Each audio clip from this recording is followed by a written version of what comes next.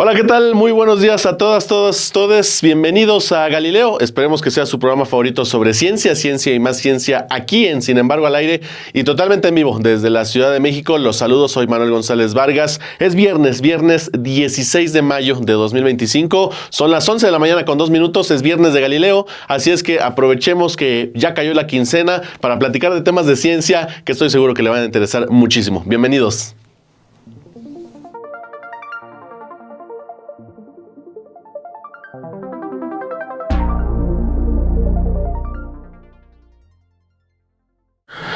Y así como les dice Juliense, quédense a Galileo, raza, por favor. Bienvenidos a este programa de ciencia. Ya saben que todos los viernes platicamos sobre temas de actualidad. Hoy les traemos, por supuesto, una variedad de esos temas que tienen que ver, por ejemplo, con el hallazgo de un sistema planetario bastante lejos de aquí, pero que contiene agua y que además es un sistema muy joven, lo cual quiere decir que es posible que el agua pueda existir, este elemento, en años muy anteriores, incluso a los que ocurrió aquí en la Tierra. Vamos a estar dándole todos los detalles. También detalles, por ejemplo, aquí en nuestro planeta, el único que tenemos hasta ahora, hay un grupo de animales. Hemos hablado aquí mucho de algunos monos, de algunos orangutanes. Hoy vamos a hablar de chimpancés, porque hay un estudio que descubrió que los chimpancés efectivamente también le aplican los primeros auxilios a sus propios compañeros, a sus propios pares, y que incluso ellos mismos fabrican pues algunas especies de ungüentos o de preparaciones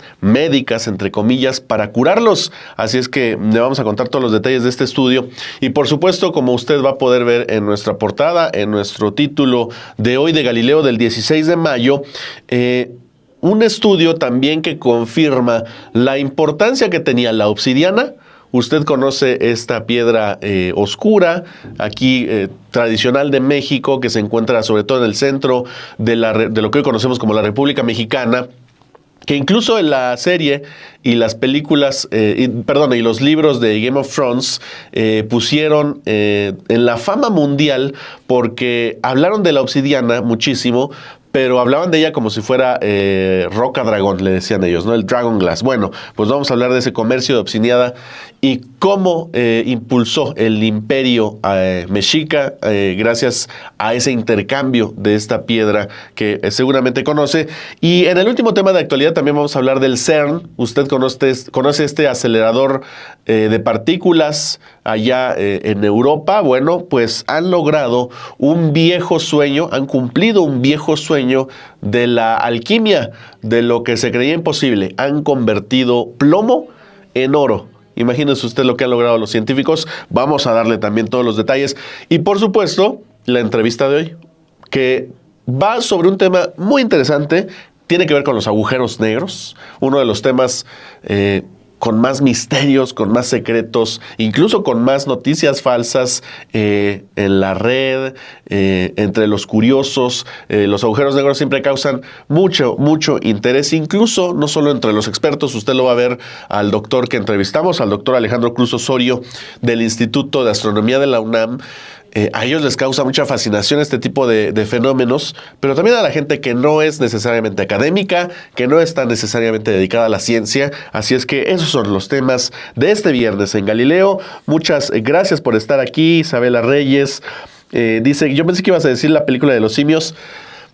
Bueno, esa es ciencia ficción, pero sí también puso en el centro del discurso que también tenemos que cuidar a las otras especies con las que convivimos en este planeta.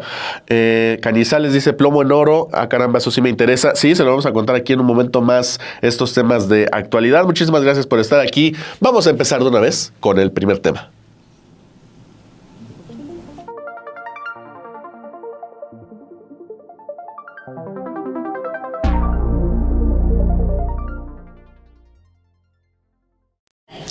Y para abrir el primero de estos temas de actualidad, pues el telescopio espacial James Webb ha confirmado la presencia de hielo de agua cristalino en un disco de escombros polvorientos que orbita una estrella similar al Sol a 155 años luz de distancia de nosotros. El término hielo de agua especifica su composición, ya que también se observan muchas otras moléculas congeladas en el espacio, como el hielo de dióxido de carbono o hielo seco. Esta es la imagen, la concepción artística de de los datos que tomaron los expertos. Es una interpretación, no es una foto, digamos, no está hecha como otras imágenes del James Webb. Esta sí es una interpretación artística. En 2008, datos del telescopio espacial Spitzer, retirado de la NASA, insinuaron la posibilidad de agua congelada en este sistema, que es extremo, ahora ya confirmado. Webb detectó inequívocamente no solo hielo de agua, sino hielo de agua cristalina, que también se encuentra en lugares como los anillos de Saturno y los cuerpos helados del cinturón de Kuiper de nuestro propio sistema solar. Toda el agua congelada que detectó el Webb está acompañada de finas partículas de polvo en todo el disco, como diminutas bolas de nieve sucias, dicen los resultados publicados el miércoles pasado en la revista Nature. Ahí usted puede ver imágenes del James Webb cuando lo estaban preparando para lanzarse. El hielo de agua es un componente vital de los discos que rodean a las estrellas jóvenes. Influye considerablemente en la formación de planetas gigantes y también puede ser transportado por cuerpos pequeños como cometas y asteroides a planetas rocosos completamente formados. Ahora que los investigadores han detectado el hielo con agua en este telescopio Webb, han abierto la puerta a que todos los investigadores estudien cómo estos procesos se desarrollan de nuevas maneras en muchos otros sistemas planetarios. La estrella, catalogada como HD 181327, que usted estaba viendo, es significativamente más joven que nuestro Sol. Se estima que tiene 23 millones de años en comparación con los 4.600 millones de años que tiene el Sol, que es más maduro. Esta estrella es ligeramente más masiva que el Sol y más caliente, lo que condujo precisamente a lo que usted ve, lo que condujo a la formación de un sistema ligeramente mayor a su alrededor. Así cerramos entonces este primer espacio, este primer tema de actualidad. Pues estamos descubriendo ya más lugares donde hay presencia de agua, y el agua, al menos aquí en la Tierra, es vida. Entonces, no quiere decir que haya vida ya, pero quiere decir que es una posibilidad cada vez más importante de pensar. Cerramos este primer tema.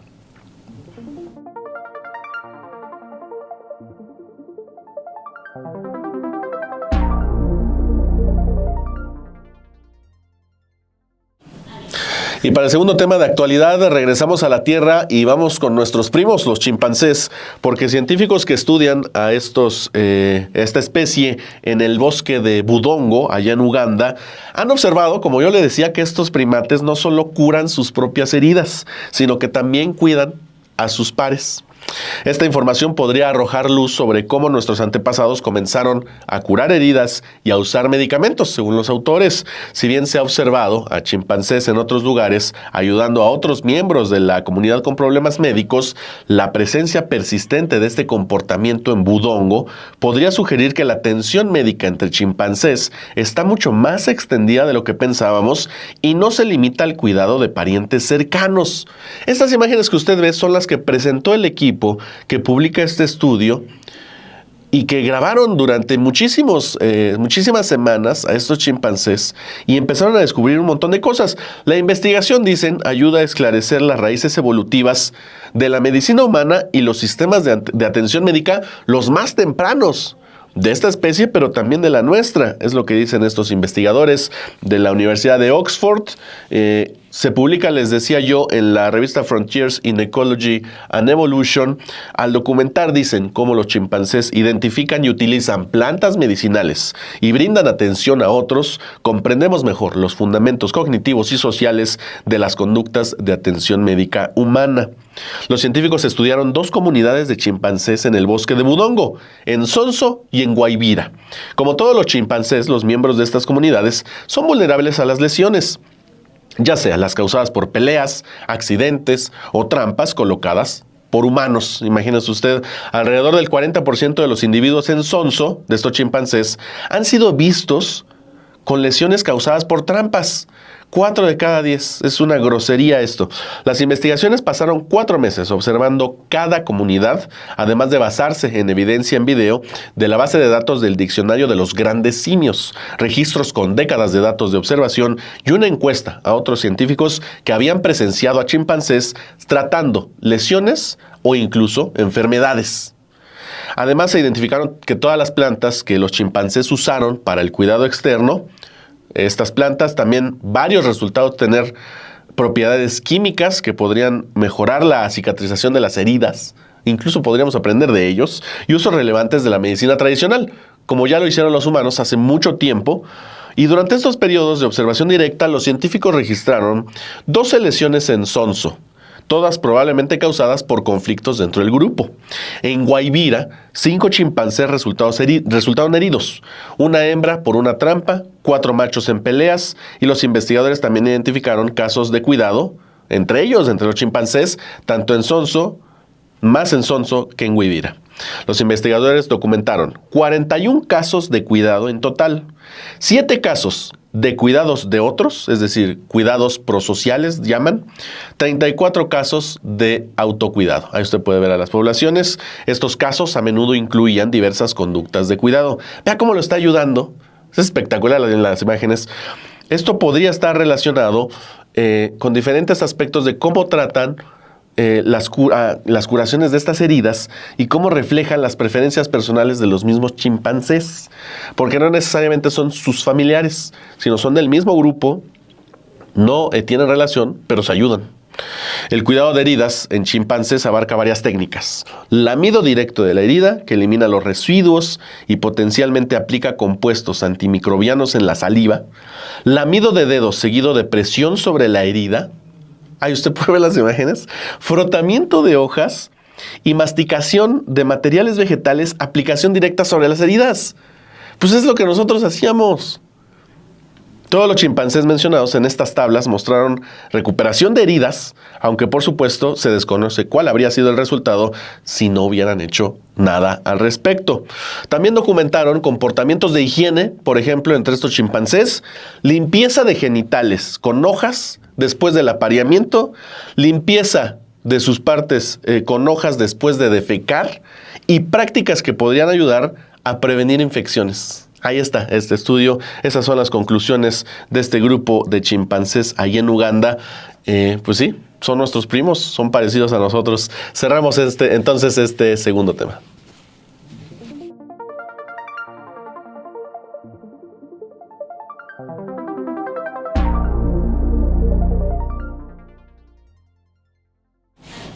Y para abrir este tercer tema aquí en Galileo, tema de actualidad, lo que le hablábamos, lo que le adelantábamos, el comercio de obsidiana y cómo fue clave para que el Imperio Mexica tuviera el poder y el alcance que tuvo. Un examen de cientos de artefactos de obsidiana aquí, a unas cuadras, bueno, no unas cuadras, a un par de kilómetros en el Templo Mayor de Tenochtitlán, han arrojado nueva luz sobre las redes económicas, los rituales y la influencia política del Imperio Mexica.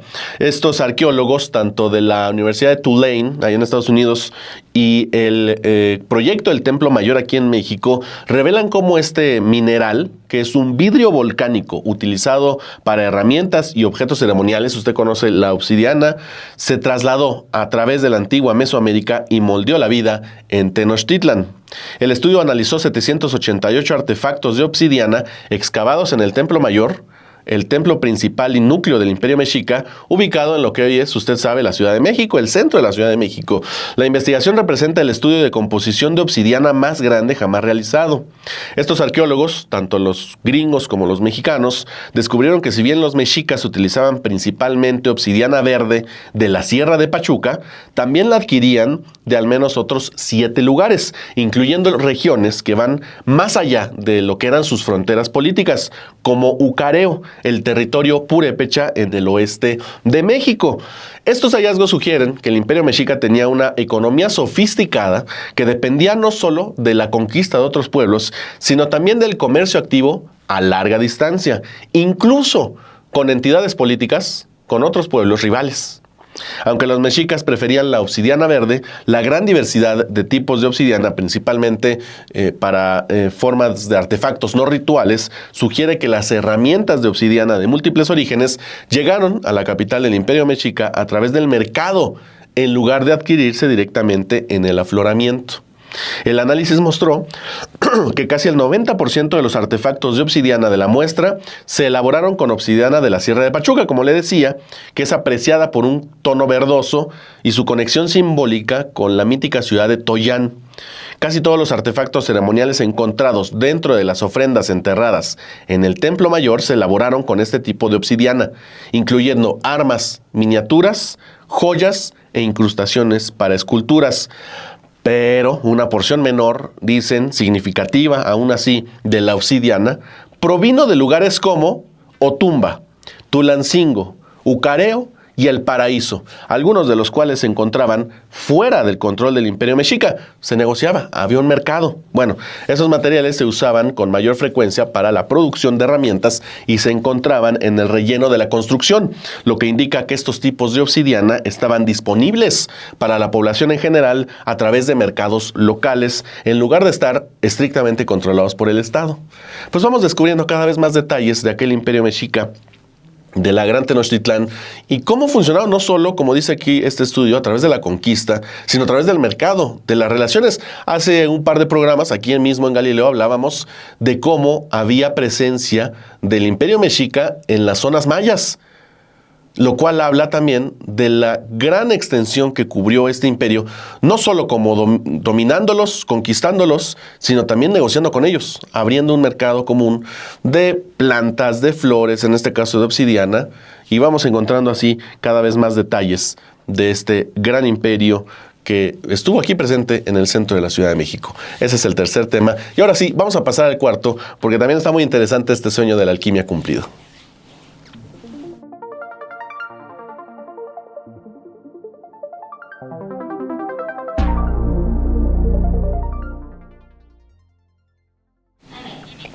Y para cerrar esta parte de las noticias de actualidad en Galileo, hay un artículo publicado en la Physical Review C que la colaboración ALICE, allá en el Gran Colisionador de Hadrones, en el CERN, informó de unas mediciones que cuantifican oficialmente la transmutación del plomo al oro.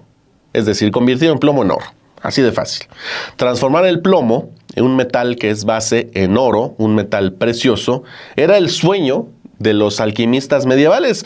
Muchos murieron intentando lograr este mérito que ahora lo consigue el CERN.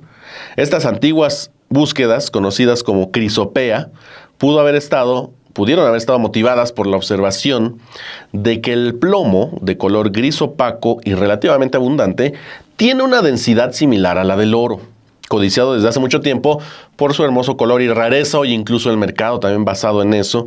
Pero mucho más tarde se hizo evidente que el plomo y el oro son elementos químicos distintos y que los métodos químicos son incapaces de transmutarlos. Hasta ahora. Con los albores de la física nuclear en el siglo XX se descubrió que los elementos pesados podían transformarse en otros, ya sea de forma natural, mediante desintegración radioactiva, o en el laboratorio, mediante un bombardeo de neutrones y protones. ¿Qué es lo que hace? Pues el CERN, ahí usted lo puede ver. Aunque el oro ya se había producido artificialmente de esta manera, la colaboración ALICE ha medido ahora la transmutación del plomo en oro mediante un nuevo mecanismo que implica colisiones casi accidentales entre núcleos de plomo en este gran colisionador de hadrones. Las colisiones de energía extremadamente altas entre núcleos de plomo, en el LHC, como se le conoce al colisionador, puede crear plasma de quarks y gluones, un estado de materia caliente y denso que se cree que llenó el universo alrededor de una millonésima de segundo después del Big Bang, dando lugar a la materia que conocemos actualmente. Sin embargo, en las interacciones mucho más frecuentes, donde los núcleos se rozan sin tocarse, los intensos campos electromagnéticos que los rodean pueden inducir interacciones fotón-fotón y fotón-núcleo, que abren nuevas vías de exploración, como lo están haciendo ahora. Este campo electromagnético que emana de un núcleo de plomo es particularmente intenso porque el núcleo contiene 82 protones, cada uno con una carga elemental. Además, la altísima velocidad a la que viajan los núcleos del plomo en este colisionador corresponden al 99.999993%, es decir, prácticamente abajo de la velocidad de la luz.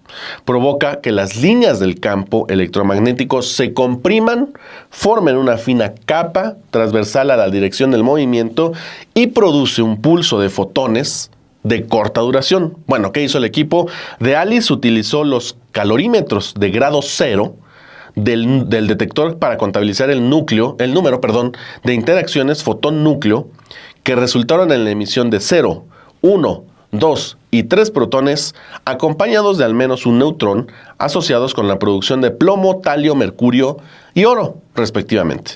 Si bien pues es menos frecuente que la creación de talio o mercurio, los resultados muestran que el LHC actualmente produce oro a una velocidad máxima de aproximadamente 89,000 núcleos por segundo a partir de colisiones de plomo-plomo en el punto de colisión de este álice.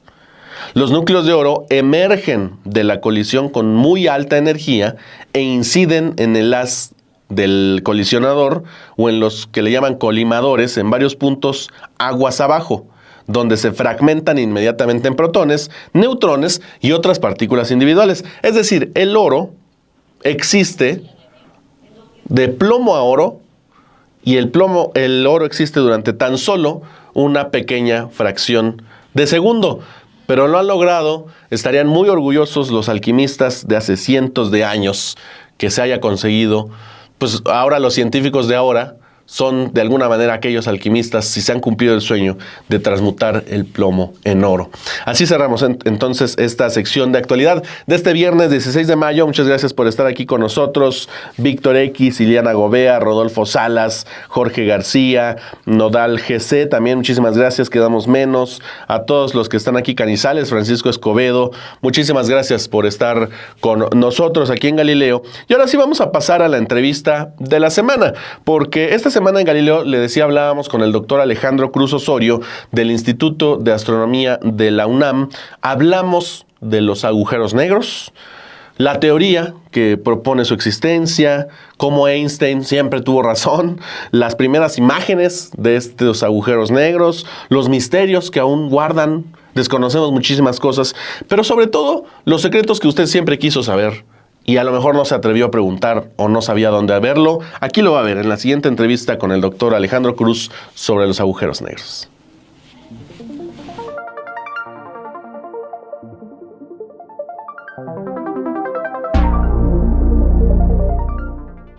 Amigos, amigas, amigas de Galileo, ya estamos aquí con el doctor Alejandro Cruz Osorio del Instituto de Astronomía de la UNAM. Muchísimas gracias, Alejandro, ¿cómo estás? Muchas gracias por la invitación. No, pues para platicar justamente, aquí en el programa de Galileo y en Sin embargo al aire gusta mucho el tema de el espacio, el tema de la astronomía, entonces vamos a aprovechar que te tenemos aquí para darle duro.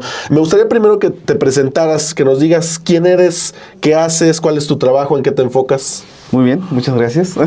Bueno, yo soy doctor en astrofísica. Estudié el doctorado en el Instituto de Física y Matemáticas de la Universidad Michoacana de San Nicolás de Hidalgo, que está ahí en Morelia.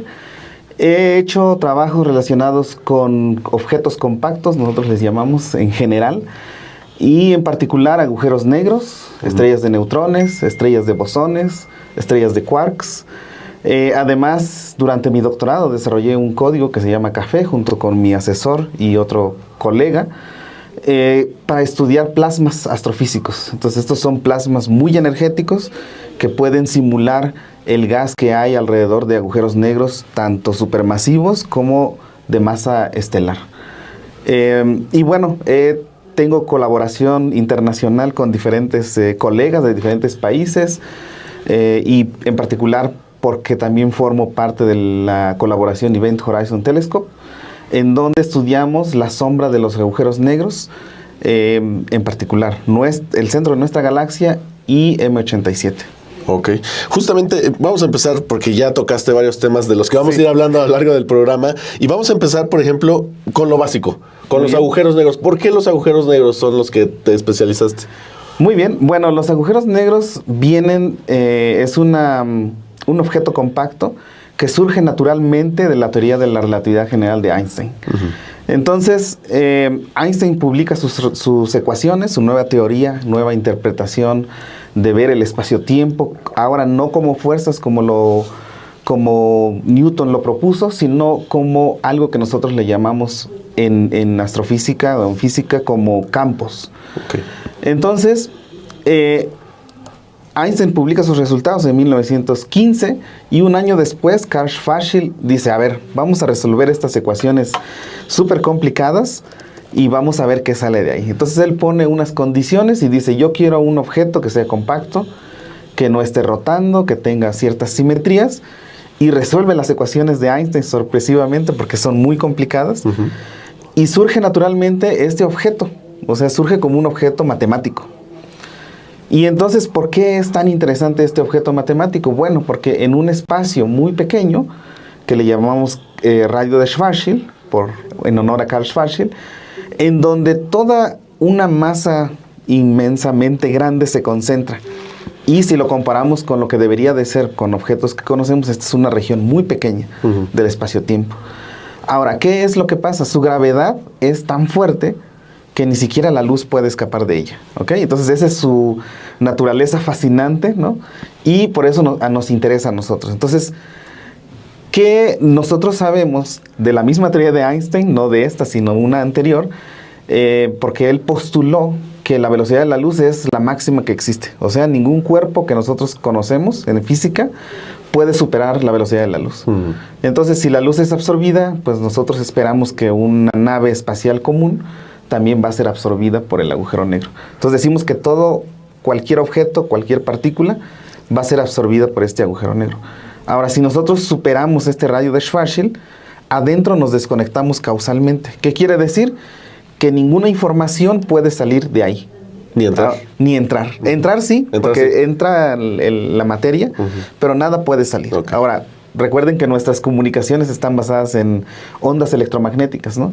Entonces, si nada puede salir, ni siquiera la luz, que es la onda electromagnética más rápida, entonces no esperamos nosotros que nunca vamos a poder comunicarnos con lo que pasa adentro. Entonces eso es fascinante en física, porque pues es algo que nos intriga a los físicos, no poder entender algo que está ahí adentro. Claro.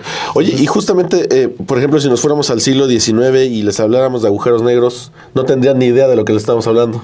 Sí, ¿o no? ¿Ya había alguna esbozo? Creo que ya había una idea hipotética de qué podría pasar cuando una estrella se apaga o una estrella muere. Naturalmente, las estrellas que son de masa intermedia y pequeña como la de nuestro Sol, cuando mueren van y se queman todo su gas que tienen y se convierten en una enana blanca y luego en una enana café cuando se van enfriando. Entonces esas se vuelven estrellas oscuras, y les decían estrellas oscuras. Pero el concepto de agujero negro como la tenemos actualmente no existía en realidad. Y ahora, en ese sentido, a ver si estás de acuerdo conmigo, el tema de los agujeros negros como que ha permeado no solo en el ambiente académico, es decir, el interés es obvio como lo explicas, sino también la cultura popular. Tenemos películas, tenemos series, tenemos libros, cómics de todos lados que son ficción claramente o ciencia ficción, pero ya te habla de que la cultura está inmersa en este tipo de temas. ¿A qué crees que se deba eso? Pues yo creo que justo a todo lo que acabas de decir, los libros, las películas, tenemos series completas también, lo cual es muy bueno que la gente se interese, que los niños se interesen en estos temas, porque antes creo que las ciencias exactas sufrían un poquito de un estigma de ser muy difíciles, y yo creo que no son difíciles. O sea, es como cualquier vocación, uno tiene que tener pues amor a la ciencia, ¿no? Claro. Y también uno tiene que saber que tiene que dedicarle mucho tiempo para avanzar, digamos, ¿no? En una carrera científica. Ahora, les decía, es muy interesante que la gente se esté interesando en los agujeros negros. En particular, creo que el más reciente es el de Interestelar. Sí, es el famoso. En donde la verdad es que es muy interesante, incluso para nosotros también, porque un científico que es experto en agujeros negros ayudó a hacer esa simulación que se muestra en la película. Entonces, una de las características que tiene esa película es que es muy cercana a la ciencia, digamos, ¿no? Esa imagen que muestran ellos. Y sí, yo creo que es la influencia tanto de películas, libros, series, y probablemente también, espero que sea también debido a que mucha gente ya en ciencias se está dedicando a la divulgación y está transmitiendo este conocimiento, pues que antes era solo para los físicos, ¿no? Sí. Ahora es muy... Como dices, pareciera que en el lenguaje general es muy común hablar sobre agujeros negros, pero en realidad es un tema nuevo, ¿no? Hasta hace un par de décadas Algunos científicos decían, solamente en el mundo hay 3 personas que entienden la relatividad general, ¿no? Einstein y a lo mejor 2 de sus críticos, porque para ser crítico de Einstein tenían que ser expertos también. Claro. Y recientemente resurgió esa idea y este tema de los agujeros negros. Y en la comunidad científica, bueno, siempre ha sido fascinante. Sí, totalmente. Sí, sí, sí. Ahora, en ese sentido, con este tema tan, digamos, nuevo, tan fresco, en un campo tan ya explorado, pero que todavía falta, ¿qué es lo que hemos explorado? ¿Qué tanto hemos explorado y qué tanto nos falta?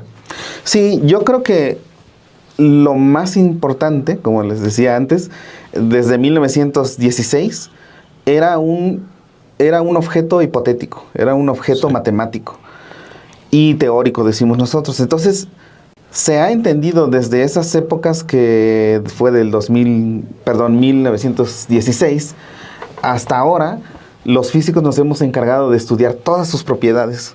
Por ejemplo, les decía, esta desconexión causal. Ha habido investigadores que han trabajado en probar si realmente esta superficie que se llama horizonte de eventos es una superficie física o es un artefacto matemático. Se ha mostrado que no, realmente es una superficie física. Hemos entendido, por ejemplo, cómo debería de verse la sombra de estos agujeros negros, de qué tamaño deberían de ser, cómo debería de ser su rotación, cómo debería de ser si tienen campos magnéticos, la gravedad, qué le pasaría a las partículas, qué nos pasaría a nosotros si caemos en un agujero negro. ¿Qué nos pasaría? Y está esta hipótesis matemática en el que el tiempo y el espacio se deforman cerca de un agujero negro. Entonces, el tiempo se ralentiza y la distancia se alarga. Entonces, nosotros cuando nos acercamos caeríamos en espiral, porque siempre los agujeros negros casi siempre están rotando. Caeríamos en espiral y entonces nos alargaríamos conforme vamos cayendo. Sí, nos alargaríamos y nuestro tiempo se ralentizaría. Sería más lento. Entonces estaríamos nosotros, quizás nuestros pies estarían aquí y nuestra cabeza estaría dándole vuelta al otro lado del agujero negro. Entonces a eso se le llama espaguetización. Y eso es algo que se le llama, bueno, es dilatación del tiempo. Y el otro efecto es alargar las distancias, y su nombre se debe a Lorentz. Entonces, hasta ahora, lo que sabemos, gracias al Event Horizon Telescope, sabemos que existen, porque en realidad antes no sabíamos que existían. Ajá. Teóricamente sabíamos cómo debería de verse su sombra, cómo debería de comportarse el plasma alrededor de estos agujeros negros, pero solamente hasta ahora sabemos cómo realmente se ve. ¿Okay? Entonces, justamente hay una foto famosa que se publicó, ¿no? Así es. Entonces esa es la de la galaxia M87, y esa fue la primera imagen de la sombra de un agujero negro. Entonces ahí comprobamos que los agujeros negros existen. Ahora, existen porque vimos la imagen como tal, o sea, directamente le tomamos la foto a la cara del agujero negro. Mira. Exactamente, esta imagen que estamos viendo en la región central, lo que nosotros vemos es justamente la sombra del agujero negro, y es la región en donde los fotones, donde la luz ha sido absorbida. Esa luz ya no pudo escapar del agujero negro, y entonces fue absorbida por el agujero negro. Recuerden que lo que nosotros vemos son fotones, es luz. Entonces, como ya fue absorbida, ya no llega a nuestros ojos y a nuestros telescopios. Y la región extendida que veíamos, esa es el gas caliente que emitió radiación electromagnética y se estaba moviendo alrededor del agujero negro. ¿Okay? Entonces, esa es la primera vez que la vimos, pero ya la habíamos medido de manera también indirecta, con ondas gravitacionales, por la colaboración LIGO y Virgo. Pero estas vivían en un sistema binario. Es uno solo que vive en el centro de una galaxia. Y cuando ustedes lo ven, que son expertos, ¿es lo que esperaban ver? ¿O se emocionaron? ¿O qué vieron? La verdad es que sí nos emocionamos bastante, porque comprobamos una vez más. Sí. Y digo una vez más porque ya se ha demostrado muchas veces que la teoría de Einstein es súper fascinante y es correcta. Aquí nosotros, para hacer, respondiendo directamente a tu pregunta, es que sí era lo que nosotros esperábamos. Ok. Sí. Se comprobó lo que ya sabíamos de la teoría. O sea, nosotros teníamos imágenes que les llamamos sintéticas, porque estas las creamos combinando varias teorías. La teoría de Einstein de la relatividad general, la teoría electromagnética de Maxwell y la teoría de fluidos relativistas de Euler. Entonces es un conjunto de ecuaciones que nosotros combinamos y usamos supercomputadoras para nosotros resolver estas ecuaciones porque son bastante complicadas. Entonces usamos supercomputadoras, nos gastamos, no sé, millones y millones de horas CPU para generar una imagen. Y entonces cuando nosotros tenemos una imagen, esa le llamamos imagen sintética, porque fue creada de la teoría. Claro. Entonces hicimos eso y en particular, en mi caso, yo colaboré en el Event Horizon Telescope, nosotros hicimos 10 millones de imágenes sintéticas. ¿Por qué fueron tantos? Bueno, porque cambiamos las propiedades del plasma, la temperatura, qué propiedades microfísicas tienen las partículas como los electrones que son los que producen radiación electromagnética, qué propiedades tiene el agujero negro, a qué inclinación lo estamos viendo, si está rotando, si se está alejando de nosotros. Entonces hay mucha física, claro. Es una física muy rica, y nosotros probamos todas las posibilidades. Entonces de ahí salieron los 10 millones de imágenes sintéticas. Entonces, ¿qué hicieron los expertos en identificar caras con inteligencia artificial? Pues lo que hicieron es tomar nuestra librería y compararlo con la imagen real, hasta que encontramos la que fuera compatible. Ahora, ¿cuál es la ventaja de hacer eso? La ventaja de hacer eso es que nosotros estamos observando la naturaleza, ¿no? Claro. El universo como es. Claro. Y lo que nosotros hacemos es, una vez que encontramos la imagen sintética que reproduce lo que la naturaleza nos dice, es que nosotros podemos saber todas las propiedades físicas de ese objeto que nosotros estamos observando. Y eso es fascinante. Porque entonces nosotros con M87 sabemos que es un agujero negro rotante, de Kerr le llamamos, que su velocidad de rotación es casi la mitad de la velocidad de la luz. O sea, está rotando muy, muy fuerte, muy rápido. Sabemos que los campos magnéticos son muy intensos y sabemos las propiedades, digamos. Y sabemos también a qué temperatura más o menos está el gas caliente, que es 10 a la 9 kelvins. ¿Y eso a qué distancia está? Eso está a 55 millones de años luz. Aunque la imagen se vea bastante grande en nuestras pantallas, en realidad es una galaxia que está muy, muy lejos de la Tierra, 55 millones de años luz. Es decir, nos tomaría 55 millones. Así es, llegar hasta allá. A la velocidad, viajando a la velocidad de la luz. Así es. Okay. Para llegar hasta ese objeto. Y sí, en realidad es muy lejana.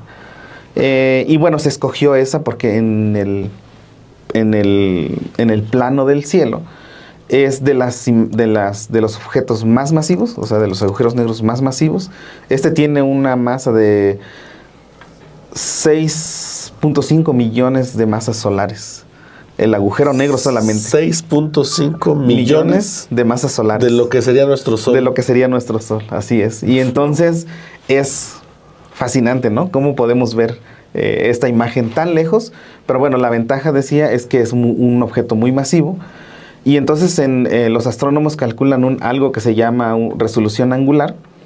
Y vieron que con los telescopios del Event Horizon Telescope se podría observar con una buena resolución, el centro de esta galaxia que estábamos viendo. ¿Y cuánto toma? Porque hablas de millones y millones de horas CPU, decías, sí.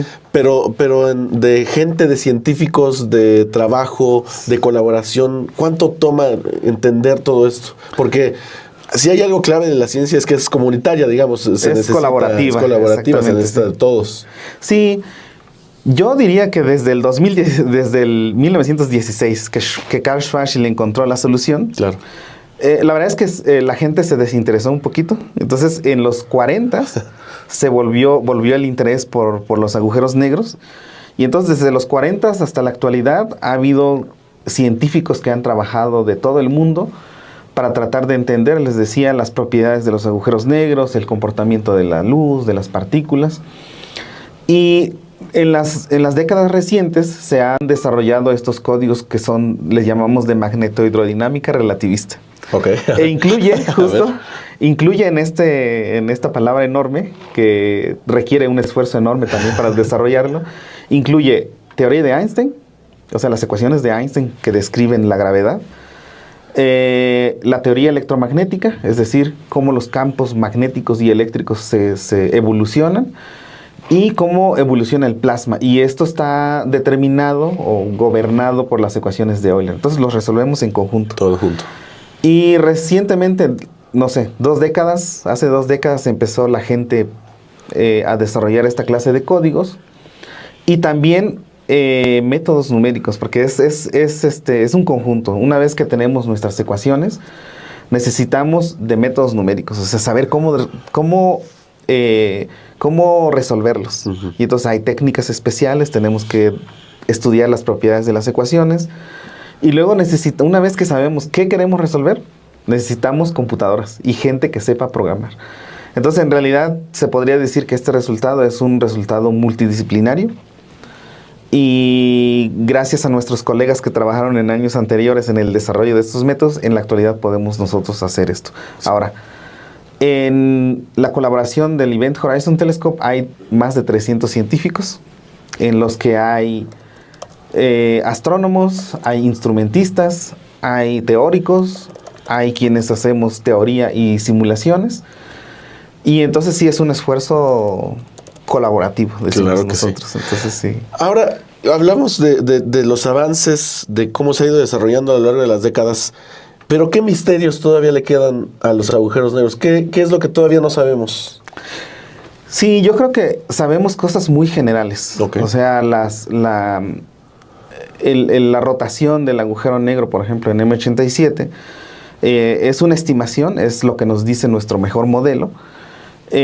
Sabemos más o menos los campos magnéticos, qué intensidad deben de tener, que es de alrededor de 20 Gauss. Eso en comparación de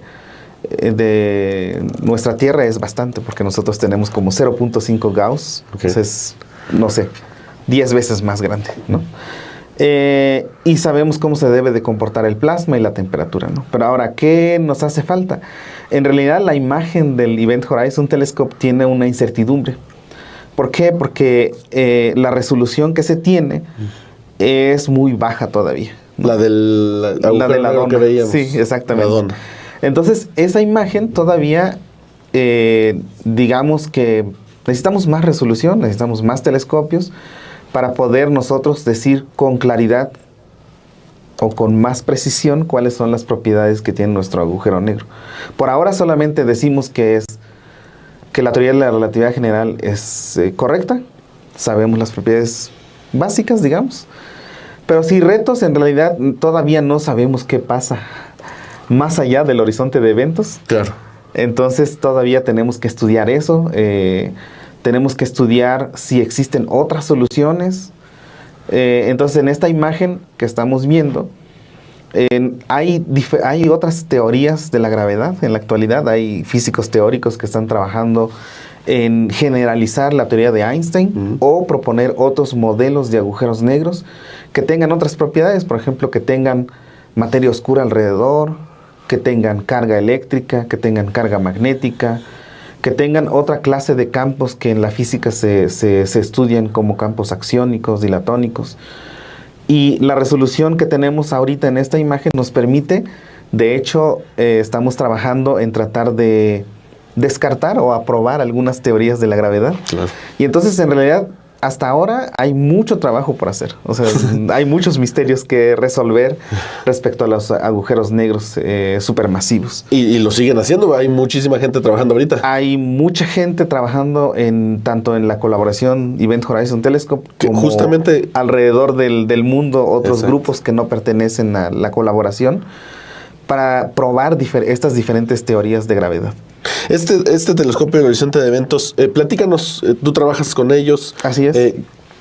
¿Qué es? ¿Cómo funciona? ¿Cómo trabajan en conjunto? ¿Se prestan ideas o qué es lo que hacen? Sí, la colaboración tiene más de 300 miembros alrededor del mundo en diferentes instituciones. Afortunadamente hay más mexicanos involucrados Qué bueno. recientemente. Tenemos mexicanos tanto del Instituto Nacional de Óptica, Electrónica y Astrofísica en Puebla. Tenemos gente de la UNAM, tenemos gente de la Universidad Michoacana, de la Universidad de Guanajuato. Y en particular mexicanos, ¿no? Somos como alrededor de 15 mexicanos que estamos trabajando ahí. Pero la estructura interna es muy compleja, de hecho. Hay gente que hace observaciones directamente. O sea, hay astrónomos que ellos van y toman datos a los telescopios y se gastan, no sé, unas 2-3 semanas al año para ir a observar, pero tienen que estar ahí día y noche, básicamente. Todo el tiempo. Todo el tiempo, porque en el día están organizando los datos, en la noche toman las muestras, y son datos enormes, son teras y teras de datos que si uno lo ve es un bonche de discos, y si uno usara internet, se tardaría años en pasar esos datos. Entonces es un gran reto para ellos, la primera vez, porque ellos tuvieron que mover los datos, o sea, mover literalmente los discos y traerlos en avión. Entonces tuvimos que esperar varios meses para tener los datos, porque les digo, son muy, muy pesados. Entonces, una vez que se tiene esos datos, hay gente que se dedica a hacer la reconstrucción. Lo que pasa es que nuestro telescopio en realidad no es un telescopio común. Un telescopio común, pues es...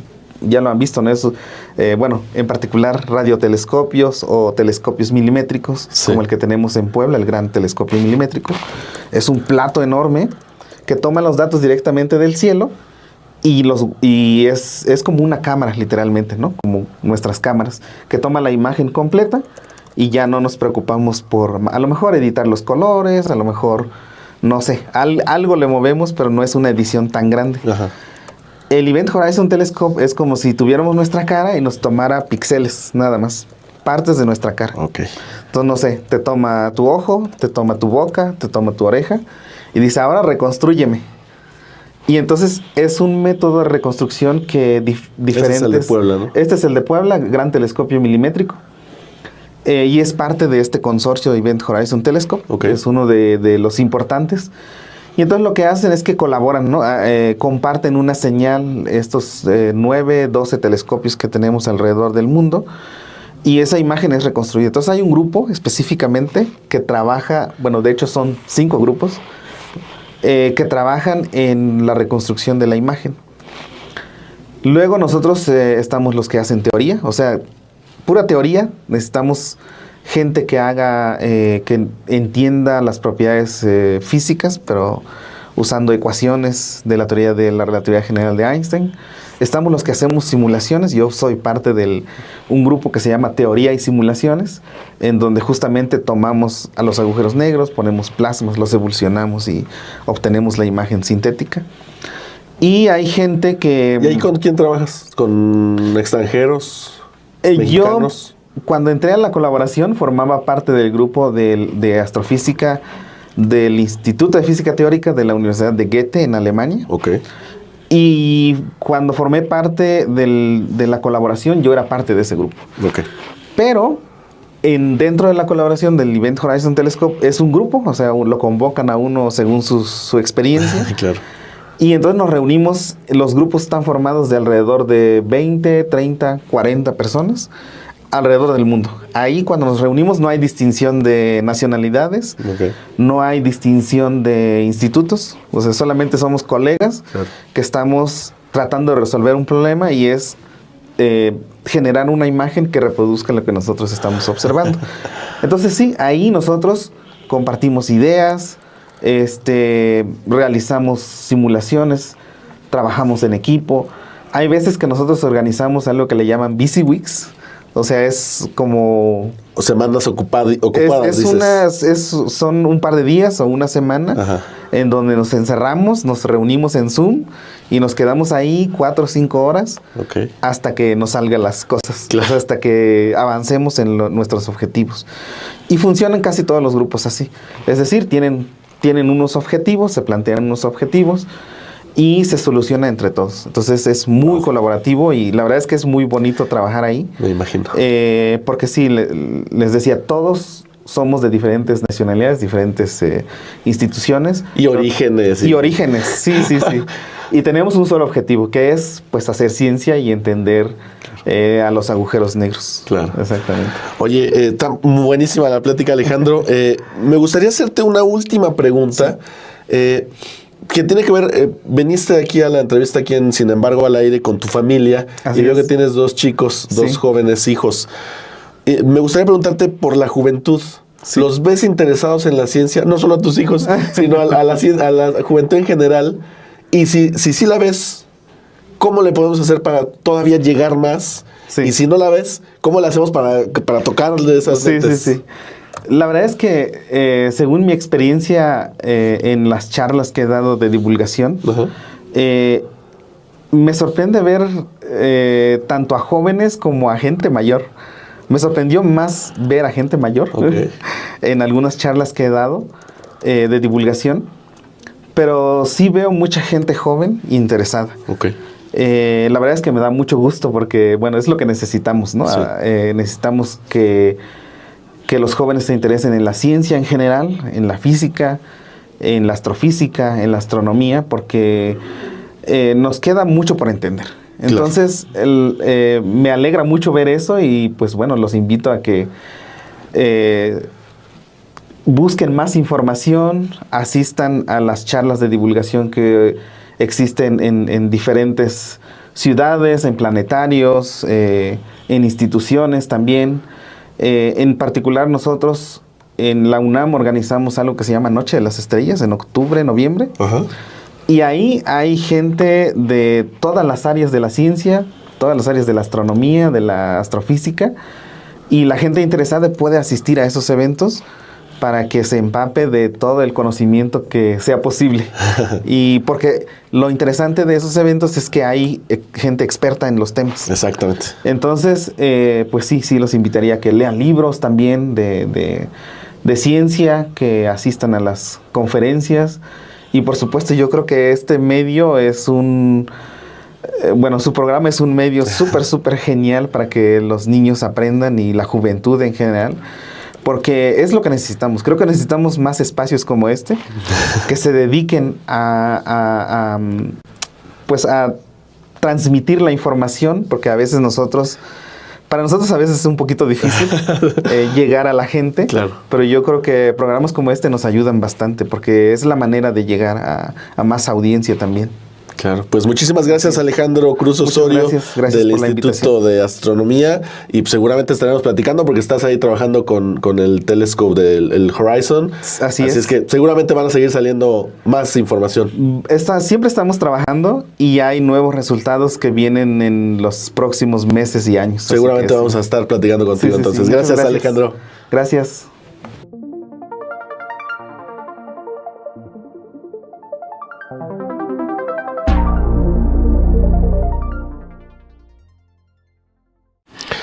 Ahí está la entrevista con el doctor Alejandro Cruz Osorio del Instituto de Astronomía de la UNAM. Le agradecemos muchísimo por su visita al estudio. Vamos a seguir platicando con todos los expertos que siempre están aquí presentes en Galileo. Muchísimas gracias allá a la gente de la UNAM. Pero antes de despedirme, primero agradecer a Dronito por su superchat. Muchas gracias. Dice Dronito: México, necesitamos más energía nuclear y defensa atómica también para tener soberanía energética y militar. Sí, pues ahí está. Hay un debate, por ejemplo, en Alemania sobre la energía nuclear. Sí es muy importante, incluso es limpia, pero pues tienen los peligros que acarrea cualquier situación nuclear, pues que necesita mucha disciplina. Incluso los japoneses sufrieron el tema de Fukushima hace unos años. Y antes de despedirme y agradeciéndole que se quedó con nosotros para platicar este tema de los agujeros negros, hay una situación de última hora. Vamos a aprovechar que estamos en vivo aquí en Galileo. Son las 11 de la mañana con 56 minutos tiempo del centro de la República Mexicana, a punto de llegar al mediodía. Y es que hay información desde Chicago, porque el INA, el Instituto Nacional de Astronomía, no es cierto, el Instituto Nacional de Antropología e Historia, no de Astronomía e Historia, el INA, acaba de anunciar en una conferencia de prensa desde Chicago la repatriación de un friso maya tallado en piedra caliza de 1,20 metros de altura, que se lo habían llevado a Estados Unidos. Así casual. Y ahora regresa, ya lo entrega el Museo Nacional de Arte Mexicano, el NMMA, este es el friso que entrega. Es la mitad de la estructura completa, es la parte izquierda del friso. Se la llevaron de aquí de México, vaya usted a saber cómo, robado seguramente, en la década de los 60. En Estados Unidos apareció en esa década, empezó a exponerse en un museo en Brooklyn, imagínese. Y después, años después, en Indiana, otro estado allá en Estados Unidos. Y ahora ya el Museo Nacional de Arte Mexicano, el NMMA, se lo entrega a México, porque es patrimonio mexicano, lo recibe el INAH y va a estar viajando en las próximas horas hacia México. Esa es la información de última hora que le queríamos dar. Nos preguntan qué representa el friso. Vamos a estar viendo, yo creo que la próxima semana le vamos a traer también más detalles de esta repatriación importante. Le digo, es la pieza izquierda, son un par, es una pareja. Sin embargo, la otra parte no se sabe dónde está. Esta es la mitad, mide 1.20, está bastante grande. Y vamos a traerle también más detalles de este friso. Es maya, de la época tardía. Todavía no se conocen bien los detalles. Se los vamos a traer seguramente ya cuando el INAH informe de la llegada de este friso a México, que ha sido entregado por un museo allá en Chicago y volverá aquí al país. Esta estrategia que comenzó el presidente López Obrador ha continuado la presidenta Claudia Sheinbaum de la repatriación del patrimonio cultural mexicano, que en muchos casos como este, pues fue robado, se lo llevaron, y ahora por fin regresa a casa. Así cerramos entonces, agradeciéndole siempre muchísimo a todos ustedes por estar aquí con nosotros en Galileo, un viernes más, todos los viernes a las 11 de la mañana, con un nuevo Galileo, información de actualidad, entrevistas, expertos y ahora ya también últimas horas porque nos permite el en vivo. Así es que le agradezco muchísimo, saludos a todos, yo soy Manuel González Vargas y esto es y seguirá siendo Galileo. Hasta luego.